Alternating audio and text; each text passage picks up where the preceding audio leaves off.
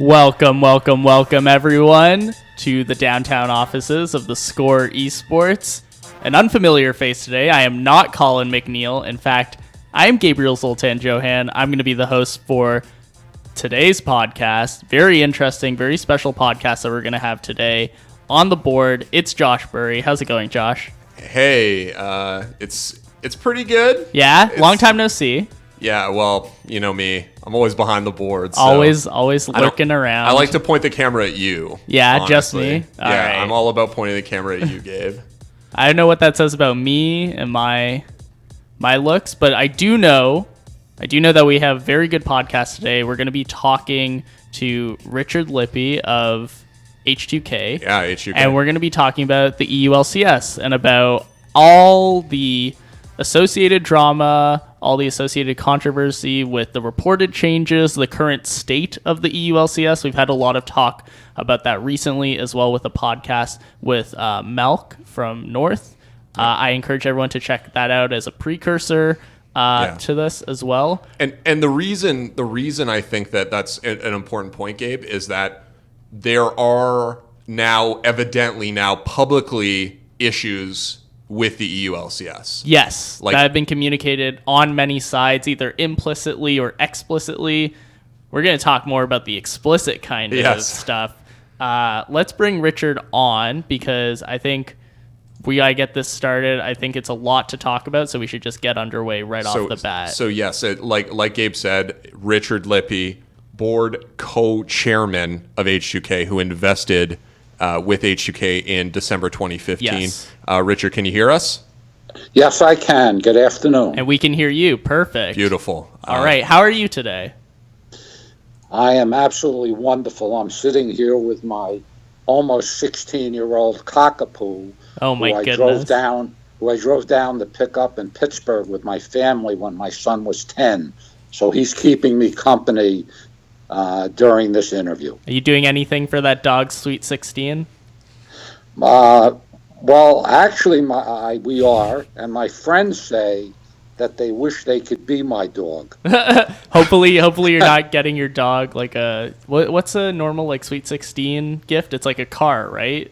I don't think dogs are allowed to drive cars. Don't get your dog a car. Yet. Yeah. That might happen in the future, self-driving cars. I think continued good health. Yeah, that's a good thing a good one to get. All right. So Richard, I think both Gabe and I are really excited to get into this with you. I mean, we've seen two now open letters from H2K to the EU LCS community. But before we get into that, I'd love to hear a little bit about your story and about how you got involved with H2K, and maybe if you could talk a little bit about the nature of the ownership group of H2K, because we've heard some details and I think it's pretty interesting. Yeah. The investment group of H2K is a group of close friends, including obviously my older son.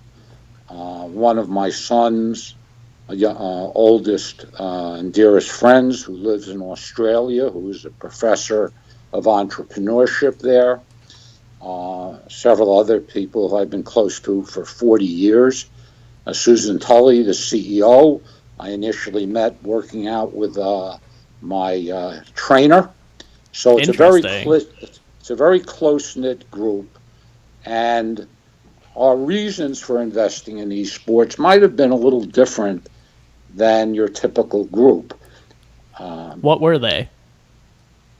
While we recognized or hoped that over a long period of time, value could be created, just as historically happened with any esports franchise, there are lots of ways to spend your time and spend your money.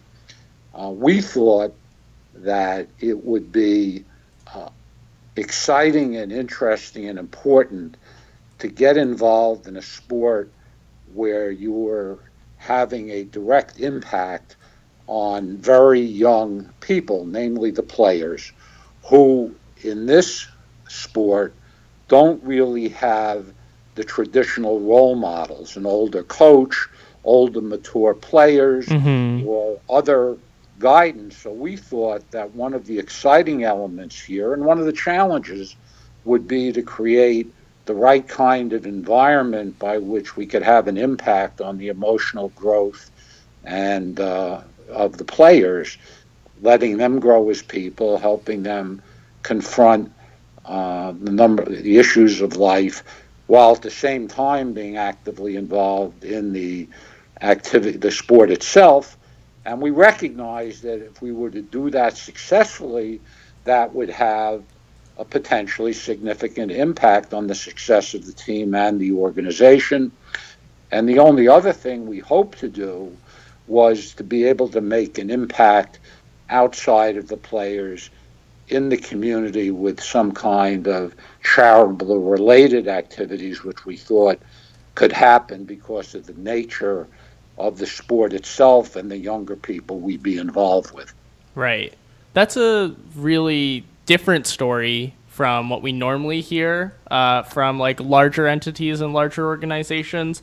I wanted to bridge that with the letters that the organization wrote that were signed off by you and aforementioned CEO Susan Tully, the two letters talking about the state of the EU LCS right now and what the future may look like and what the future that you want in a way. I wanted to ask about the motivation of the letters themselves. So what is it about the EU LCS right now that made you and motivated you and your organization to write these letters? We had been in continuing dialogue with Riot for an extended period of time, dating back to when there was a letter that surfaced in 2016 from both the NA owners, with the exception of Echo Fox, right, and the EU owners, which raised what the group collectively thought was the unsustainable ecosystem economically in League of Legends. And it really dated from there and has continued forward to this point in time. We have found that the dialogue with H2K in connection with Europe itself hasn't been productive, and we wanted to bring forth the issues we thought we existed in the public forum. I know that some fans have criticized us for doing this. Frankly, I don't agree with that. It's the only forum that's available, and I believe that it would largely be unnecessary were there not to be continued confidentiality and lack of information in the EU LCS because of the Riot policies. If Riot were to make public the participation agreement that the EU owners have signed, if they were to make public what the economic relationships with the teams were, if they were to make public their overall strategy and approach, if they make clear what the nature of their broadcasting deals are, what advertising goes on or doesn't go on, what kind of revenues arise from this. If all of this were public, then probably 90% of what we have done would be entirely unnecessary. But the reality is, because of this total lack of information, no one really has a good handle on what's going on. So, Richard, I wanted to ask, and you sort of already touched on this, is that really what drove you as an organization to come out and publish the letter, that there is, at this time, no other way for this message to reach some people because of essentially whether it's the public or Riot or decision makers? That's right. We've sent two extensive letters to Riot. One most recently a week ago.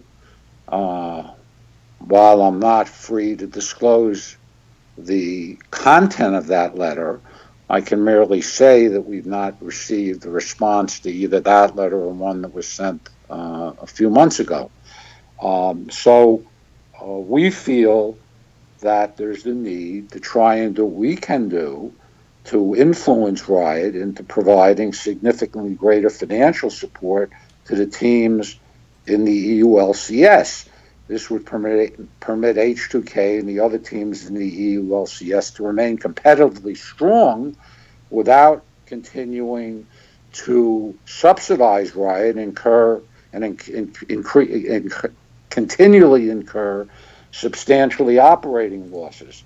We also feel that those changes are necessary in order that the EU LCS and the European community have a strong competitive environment which will be exciting to the fans, drive viewership, and create the kind of league in Europe which we believe the players, the teams, and the fans want.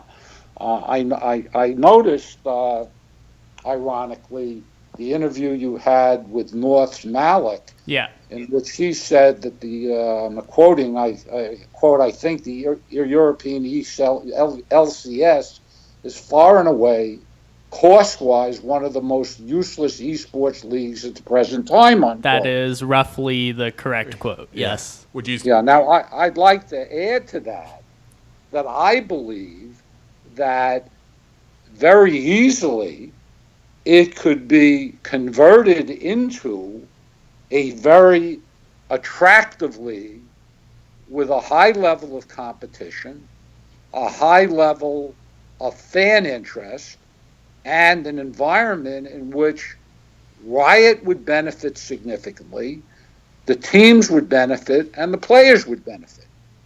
And that is what is motivating us. We would like to stay in the league. We do have, as a group, the financial resources to fund the organization. We could have applied to NA. We have the capacity to buy a franchise, but we don't think at the current time that we find the environment in Europe one that makes any sense economically. And we, unlike some of the other teams, and I don't criticize them, I respect my fellow team owners. I think they're good people, ethical people, want to do the right things for their players.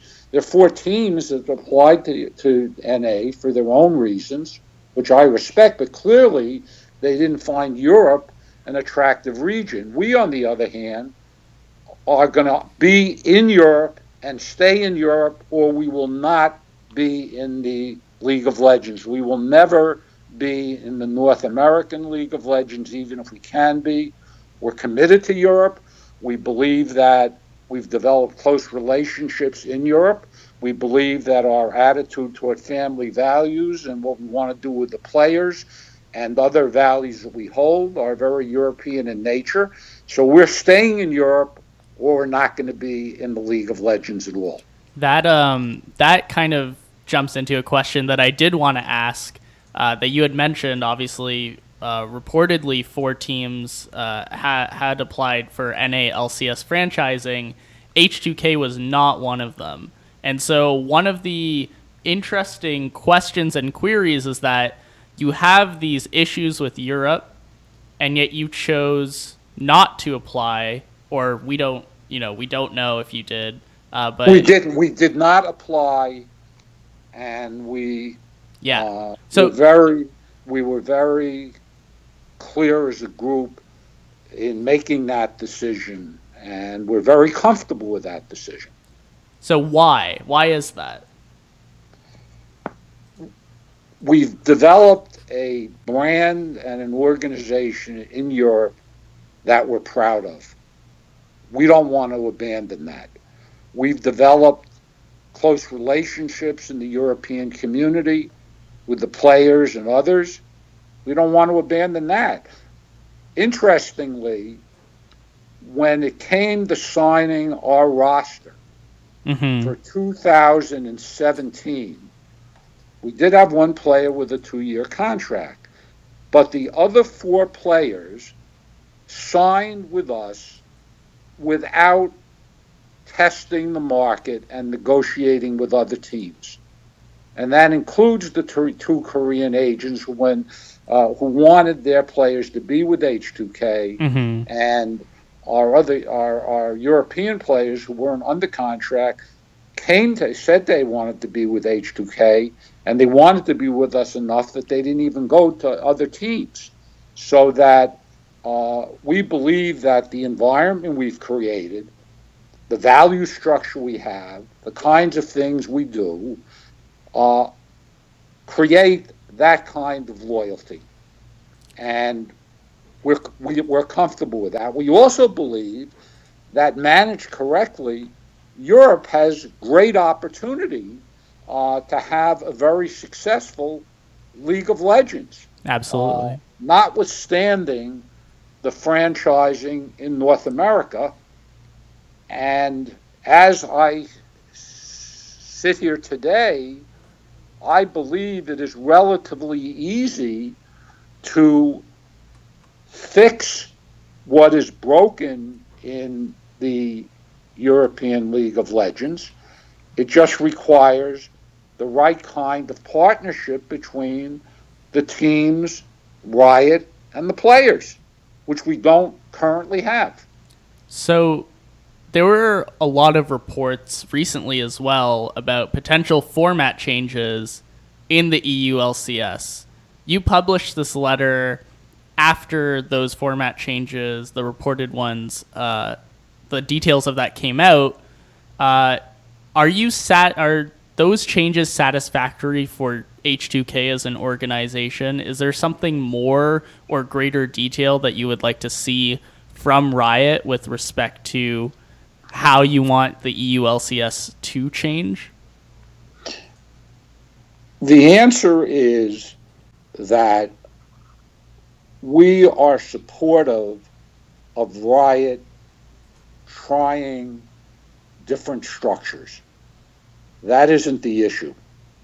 The issue is the financial relationships that will exist within any structure.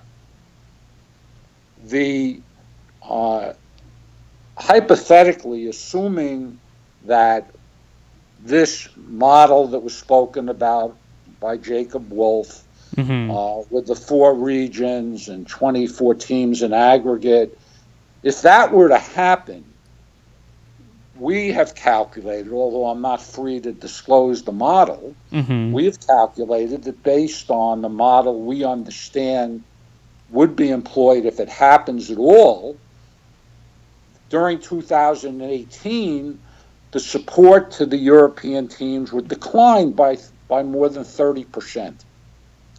And currently, I can say that I am confident that during 2018, at least 5 teams, perhaps more in the EU LCS, all lost in excess of €1 million. This is not an H2K battle alone, although it seems to be, because no other owners are speaking up. The fact is, there is no owner in the EU LCS who supports the current financial arrangements that exist, nor are they happy with the new structure that's been proposed, because in fact it will entail more risk, entail a likely decline in support in 2018, and will impose significantly more risk on the teams in Europe within a newly developed structure. It's our view that Riot should be taking that risk and doing the things that are necessary to provide a level of financial support that allows the teams to remain competitive. By the way, I'm happy to go into the economics of a team and its costs and its revenues, because I don't think that's well understood, but of course we can discuss that when you wish to do so. Yeah, yeah, Richard. One of my things that you said that really struck me was that you believe there are no teams in Europe who really want the current financial arrangement, and I wanted to ask you, they have remained silent so far in the public eye, at least. Why do you think that is? Like, why is H2K out here sticking their neck out? Yeah, right? you guys are taking the blows for a lot of people in that case. So why is that? And has there been any discussion of maybe a revival of what happened in 2016, where teams came together and said, but with European owners, teams said something has to change. We can't do this any longer, because that's been said once now, but Europe is still in this situation. Very being candid, I think that given the experience in 2016, where Riot took some very tough positions, the rest of the owners in Europe who own a team want to stay on relatively good terms with Riot and aren't prepared to take the risk that H2K is prepared to take. Our view is there's not a lot of downside risk here. If we don't speak up and things continue as they are, we'll be forced to leave the league, because we are not going to continue to fund $1 million or €1 million deficits. And that is something that inevitably must happen unless we would be prepared to adopt a completely different budget going forward in operations, which I'd be happy to describe, but we don't think that that would be attractive, because you wouldn't be able to field a competitive team. And that's another thing, Richard, that I want to point to, and Gabe and I were talking about this before we got on the call with you, is that it's not like H2K is a team that is not attempting to field competitive teams. Absolutely. Like you guys made semifinals last year. Like, it's not like you guys are routinely a 7th, 8th team. You kind of get out going of into relegations, and it's not like this is some kind of marketing expense for your team. Like, this is the end. This isn't just a means for you, right? Could you repeat the question again? I guess the nature of the question is H2K as an entity isn't trying to this is not a marketing expense for some other organization. You're trying to build an actual EU LCS roster and an organization that can last into the future on its own, on its own merits. Yeah. So I guess my question is, like, how do you do that with the budget? And like, can those pieces fit, I guess, is my question, because it sounds like the answer is maybe no. But you offer to explain what that budget looks like, at least in broad strokes. Let me give you a sense of the cost of operating a team. And by the way, this was gone into a couple years ago in some detail by Monte Cristo, when he had those videos and he talked about what it costs to operate a team. Yeah. Except the costs have gone up. He said you had to spend at least $1 million US to operate a League of Legends team at that time, either in North America or Europe. The fact is that the costs have increased. As I pointed out in previous times, just this year, Michael Moore pointed out that for his organization in North Phoenix America, One, they had lost $500,000 in the spring split. which annualized is over a loss of $1 million. When the teams last year came out collectively in 2016 and they reduced their requests from $1 million and €1 million a year per team to $700,000 and €700,000, they said at the time that that would result in the teams continuing to lose money. So the average salary in the EU LCS today is about €130,000 a player. There are teams that pay somewhat less for some players. Per split or per year? Per year. So that's, for 5 players, let's call that €650,000. With a coach, an analyst, and a performance psychologist, performance coach, whatever term you want to use, you're looking at €150,000. Add in a manager for that, you're looking, let's call for €200,000. So just for the players, the coach, the analyst, the performance enhancer person, and the manager, you're looking at something like €200,000. So just for the players and that component of the team, you're looking at €850,000 plus Social Security contributions of 14 or 15%, which is somewhat in excess of, say, €125,000. So just for the basic players and support staff of coach, analyst, performance person, and management, you're looking at a cost of €1 million. Yeah. You can add on to that for food and a gaming house, €1 million. That doesn't include any administrative costs for a CEO, a CGO, or the administrative costs associated with the team on that level. It doesn't include, and if you want to use a number for that, CGO, CEO, and other administrative costs, you're certainly looking at something in the neighborhood of €200,000 or more, and that's significantly under market. Yeah. You're also looking at legal and accounting costs, and most significantly, branding costs. The only way that a team can hope to get any significant revenues is from sponsorships. Yeah. And the reality is that a good level, a normal level endemic sponsorship today might run $5,000, $6,000, or $7,000 a month.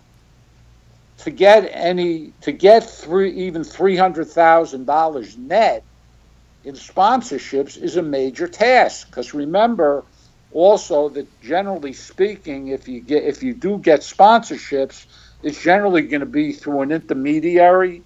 Someone like a Lagardère or other major agencies out there who help the teams. They take a meaningful commission. So if you got $400,000 in sponsorships, you're left with maybe $300,000, and that's a very tough thing to achieve. It's highly competitive, and so in order to do that, your branding costs are going to run anywhere between $10,000 and $15,000 a month. So when you're all done with all the calculations, you're talking about having to spend, in a responsible manner, $2.5 million roughly, $1.5 million, €1.5 million a year, and but you start off with the fact that just the players and the coach and the analyst and the performance coach and the manager and Social Security taxes alone are €1 million a year. Right.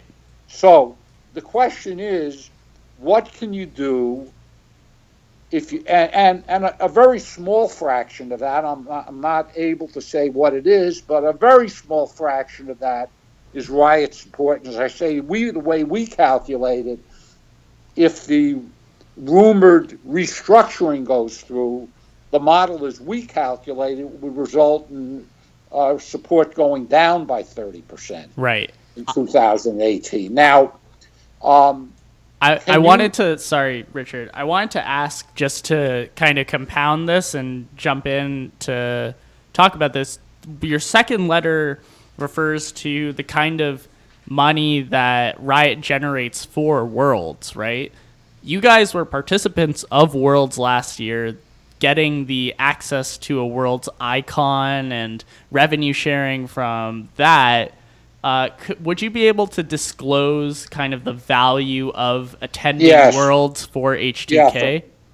For Worlds, and I'm glad you touched on this, because this is something that hasn't been talked about, what the relationship is between the teams and the players with respect to purses, and purses generally are prizes. Yeah, from the World prize money, we got a net of something south of $200,000. That was for finishing third or fourth, however you want to characterize it, because the third and fourth teams got 7.5% of the prize money. So we got south of $200,000 in the prize money for finishing third and fourth in the world. Now, how does this generally work? The teams and the players have their own relationship with respect to how prize money is divided. I would say that, generally speaking, the arrangement is something like the players getting 80% and the teams getting 20%. H2K probably is the highest in terms of percentage, but and other teams would have gotten less than $200,000. And when you recognize that it's so difficult to finish third or fourth in the world, getting as little as $200,000 when you have a payroll just for players and associated costs of €1 million is not a significant amount of money. Talk about the championship prize money in the spring and summer splits. That's now €200,000. So if a team were to win the spring or summer split, the winning team would get €100,000, and the team would generally keep €20,000. Right. And the players would divide 80,000. Players would divide the other 80,000. It doesn't sound to me like that's a meaningful amount of money, right, for winning a championship. And that, definitely. I was curious though about, because you get revenue share on the icons for attending Worlds. Can you disclose the numbers for the H2K icon and the revenue of that? It's significantly. It was significantly less than $50,000. Oh wow! Wow. So even in the situations where Riot, when you're a team attending Worlds, and Riot gives you this revenue sharing opportunity, you're not getting anything close to 6 digits on that. No. Now, what'll happen, of course, if you win or you finish second, the winning team gets half the prize money. And, the second team can do very well. But the world's prize money, absent finishing first or second, is not going to bail you out at all. It's not going to make, you're still going to be losing a significant amount of money. And of course, you're talking about, finishing third or fourth in the world in 2016, we were in a situation where we were the only Western team, North America, Europe, that got into the semifinals. So that's an extremely difficult thing to begin with, and even then, the amount of money still left us with a significant deficit. Richard, I wanted to ask a little bit about the tone of this letter, because in my view, it seems like H2K wants to stay with Europe. They want to improve Europe. And you've communicated that as well. Yeah, like it doesn't, though some people on certain websites like maybe Twitter or Reddit may have characterized this in a negative way, to me it really appears that you want to make improvements and you want to stay with Europe. This isn't just a complaint. Like, it sounds like you're committed to being part of that conversation if Riot and the other teams are willing to have that conversation with you. Would you say that's accurate? Yes, it's absolutely accurate, and it's curious to me, because it seems to me that let's talk about, if we may, what we view as what happens if the ESPN speculation is accurate, and you end up having 4 regions with 24 teams, because I think that will cast some light on the item you're talking about. So if I may, I'd like to talk about that. If you'd like to defer that, that's fine. I'm your prisoner. I'll answer whatever you ask me. No, please indulge me, Richard. Please indulge us. Yes. Okay, so what you end up with is, in this hypothetical, having 24 teams, 6 each in the UK, Germany, France, and Spain. Yeah, Spain. Okay, so that means, let's assume, for the sake of discussion, that the existing legacy teams, the teams that are currently in the EU LCS, lose collectively 10 players to North America. I think that's optimistic. Yeah. I think there'll be more, but let's just assume that.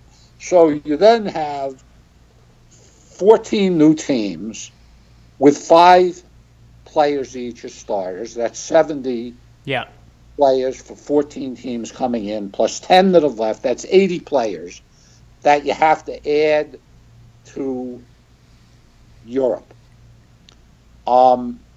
I believe that the only places you can get those players today is principally from the domestic leagues.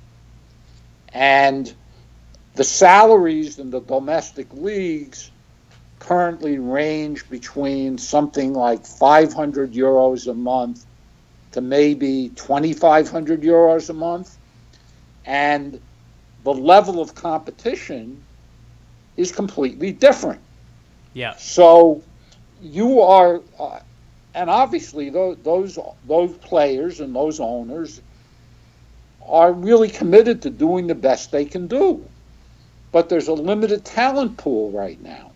So you're going to end up having a league with 14 teams coming in who will not have anywhere near the competitive strength of the existing top legacy teams, and in fact won't have the talent and competitive talent of even the middle tier or perhaps lower tiers of the existing league. So you're going to have, let's say, 19 teams in aggregate that are going to be relatively non-competitive. And that's going to be the fact, both because of the available talent pool and because the resources, even if the additional talent existed, wouldn't be available to pay salaries that would keep players in Europe. So if we go down this road, and I can respect Riot's trying this experiment. If it were me, I wouldn't do it. It's not my decision. I think it's too soon to do that. Right. I think that if I were doing it, and I don't know what Riot's going to end up doing. I'm not saying that this plan will happen. Right. It may not happen. It may happen. It may get modified.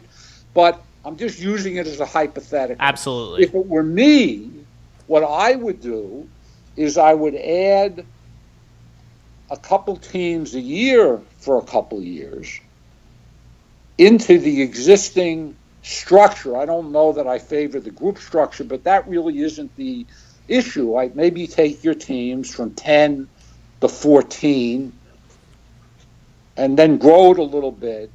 Let players begin to recognize there's more of a competitive opportunity to play for a pro team, and you'll then get more people doing this, trying to become pro athletes in the sport. You'll have more talent and gradually evolve so that you can maintain a high level of competition.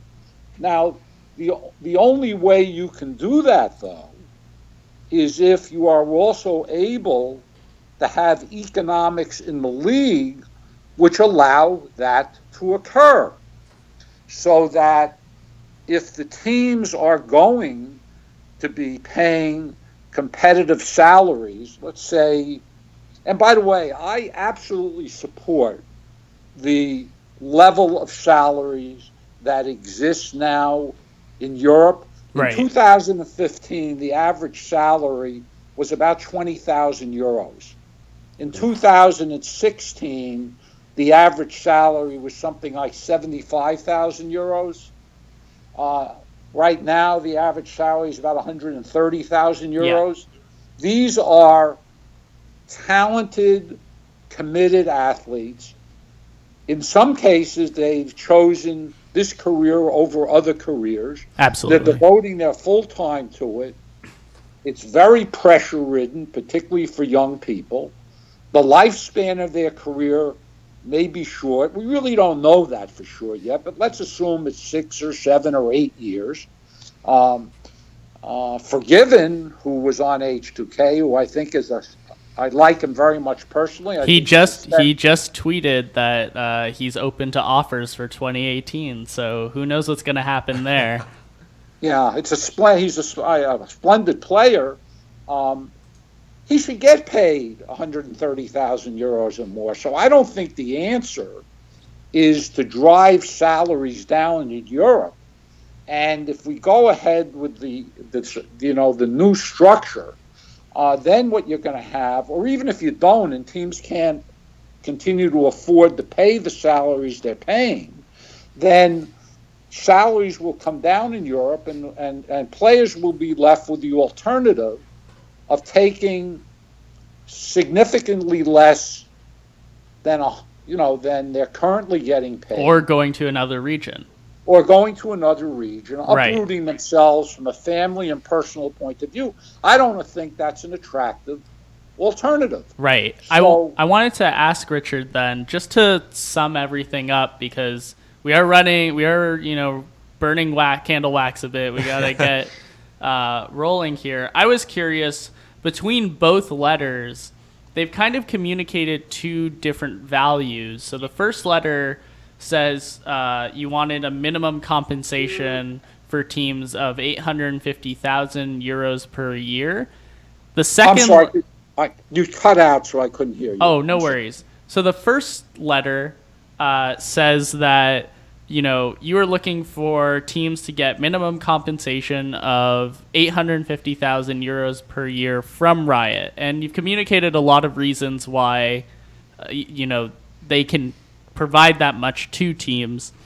The second letter, though, says you're looking for a minimum compensation between the 10 teams of 6.5 million euros, which would be 650,000 euros on average. That's a 200,000 euro difference between the two letters. Oh, no, the 650 was an increase over what is planned to be paid. Oh, I see. Okay. Now, let me also clarify that and say that that would be what I call guaranteed money. Then you should have revenue sharing based on success, viewership, things like that. Right. But the and by the way, I've also drawn a distinction, and I think this is very important because a lot of fans say, "Hey, you're looking for a handout." We're not looking for that at all. Well, there used to be a saying, Smith Barney years ago, we do things the old-fashioned way, we earn it. Well, we believe the teams have earned it. We've invested, by the end of this year, we'll have invested $3 million into League of Legends. We will have spent a considerable amount of money on branding activities. By the way, those branding activities benefit not just H2K, but Riot, League of Legends, other players, right, and other teams, because the branding that H2K does, for example, H2What, doesn't just talk about H2K, it talks about other teams and other players. And League of Legends. Yeah. And we put out other things like players never to win the EU LCS, Korean AD carries, entertainers, Western supports and ports of all time, EU top laners of all time, Western junglers. We spent a significant amount of money branding Riot and the League of Legends. And also, management has put thousands of hours of time and effort into this. So we're not looking for a handout. We believe we've earned the right to get meaningful financial support from Riot, because if it weren't for the pro league system, if you didn't have leagues in Europe, North America, Korea, China, Brazil, different parts of the world, you would have no broadcasting revenues, no ad revenues, no sponsorships, and in-game sales, which are $2 billion a year, would go down very significantly. So the fact is that all we're asking for is fair revenue sharing. So Richard, essentially, it's that you've added that value to the league already, and you haven't seen a return on it. And while you want to continue being a part of the league and you want to pay players the salaries you believe they deserve, there's just not the income that would allow that under the current model for any team, not just for your team. Right. And by the way, we would draw a distinction. If they do go ahead with this new structure, then we think there should be a distinction drawn between the legacy teams and the teams that would come into the league. Those teams will have not made any investment. They will have done no branding, and they won't have devoted significant time to the league, to the League of Legends activities in Europe. Do you believe, as a whole? Richard? Do you believe that distinction should be permanent, or that distinction should be based on competitive performance? I know the reported league has a Champions League element to it. Do you think that money should be just going to the teams dubbed legacy teams, or to Champions League teams, or does that not matter? And you think? No, I think it matters a lot. The first thing I would observe is, if you don't make a distinction and you have these new teams come in, and they come in just by submit, there'll be a competitive process where they'll have to submit applications, just like North America or similar, where they're going to have to show that they should be in. So it'll be a selection process. But if they come in and they're allowed in for nothing, what it does is it drives the value of the existing teams down to nothing. So what I would do is I would say that the legacy team should be guaranteed a certain annual stipend, but that revenue sharing should exist for all the teams, the new teams coming in and the legacy teams, and the revenue sharing should be based on a number of factors, including competitive success, viewership, the level of branding, things of that nature. so that it would be a hybrid system where the current teams get economic stipend or reward for what they've already done, and all teams participate in revenue sharing based on what they do in the future. And that's a dialogue to be had, because obviously there are lots of different ways to do that, but you have to have a meaningful dialogue about how to do that, which doesn't exist. Absolutely. And I wanted to jump on that just for kind of a final wrap-up question. This second letter came out very recently. Has your organization talked to Riot Games since the release of that letter? And if so, what was that communication like? There's been no response. I guess, Richard, what I'd like to ask then to wrap up is, this letter does not directly address the other teams. It in fact doesn't make a ton of mention to the other teams, except mostly Riot, except to teams. Say that there were some teams that looked to go to NA. Yeah. Is there? Well, the letter does talk about the teams collectively and Riot and the players working together, because if we do that, if you can get the financial support necessary right now with the 10 teams is, forgetting about the new teams coming in, let's call it 10 million euros, €1 million a team. What that does, it allows the teams to remain competitive for players, do branding and other things are obviously going to supplement their income through sponsorships. And what it does is it creates a vibrant Europe. What this second letter talks about really is the opportunity to create a vibrant Europe, a successful Europe that will succeed for Riot and the teams and the players, because if you have active viewership and active fan engagement, then the greatest beneficiary of all that is going to be Riot. And so we're looking to have the same kind of dialect, the same kind of discourse and cooperation that appears to exist in North America. And you don't require franchising to do that. All that franchising means is the teams, in one sense, own the league. The teams can participate in a Riot-owned league in Europe and still have intelligent revenue sharing and dialogue and a successful operation. It's just a different business model. So I guess, Richard, where I was going with that question, just for our final point here, is there anything that isn't in that letter that you think the other EU LCS teams should know, or that you'd like to communicate to them? Because it sounds like that communication is perhaps not there yet between the teams in a sort of unified way. I believe that all the teams in Europe agree that the current financial model does not work. I believe and we all share that view. We're the only ones articulating that.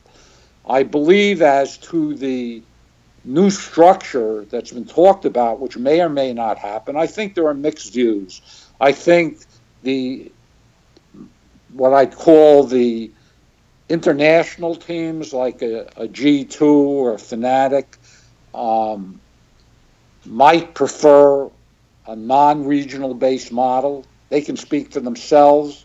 Some of the teams, I think, believe that the new structure is a good idea because it allows teams collectively to brand in a region, maybe make it easier to get sponsorships and broadcasting. I think there are mixed feelings about the structure of the league. What I don't think there is any mixed feeling about is that the current economic support is inadequate, is unfair, and doesn't allow the teams on a long-term basis to be competitive and create a competitive scene in Europe, because within the current structure, the average team can't spend more than about $500,000 without losing money. I think that's a pretty clear message then. Yep, I totally agree. So, Richard, I think that's going to do it for us. I'd like to thank you very much for taking some time to talk with us today and sharing your insight as an owner and as someone who's like helping run an organization. Yeah, it's a perspective we don't get a ton of, and you spoke very candidly about it, and for that, both Gabe and I thank you. Yeah. May I add one other thing? Yeah, absolutely. So that under the current structure, if it doesn't change, H2K is going to be left with the alternative of either leaving or having a budget of $500,000 or 500,000 euros. Right. And if you do that, you're paying your players 2,000, 2,500 euros a month, and you cut back all your branding, and what you end up being is one of 15 or 16 or 17 or 18 non-competitive teams. That's the only alternative we're left with under the current structure. We don't find that attractive, but it is an alternative way to stay in the league. I don't think that is the road that Europe should take. I don't think that's the road Riot should take. I think the expenditure of $10 million a year could assure a vibrant, healthy environment, and that's the direction we should take, and there should be open disclosure to the community of everything that's going on so they can understand it, and the teams, the players in Riot should be in a collective, productive, give-and-take dialogue to create a vibrant European scene. Honestly, Richard, as a traitor to my own region and an EU LCS fan, I also hope that happens. I think with the current situation, I don't want to see a non-competitive EU LCS. I don't want to see the best and brightest of the EU LCS leave.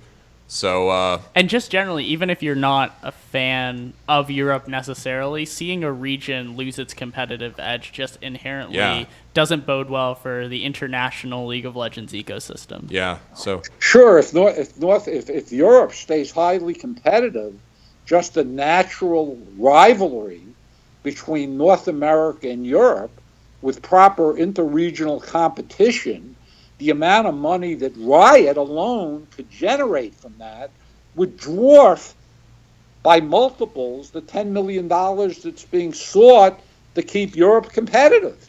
It makes no business or economic sense because the opportunity is so great.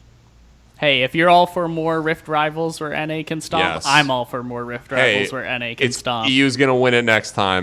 EU's going to win it next time, Gabe. Well, Richard, thanks so much. We really appreciate your time.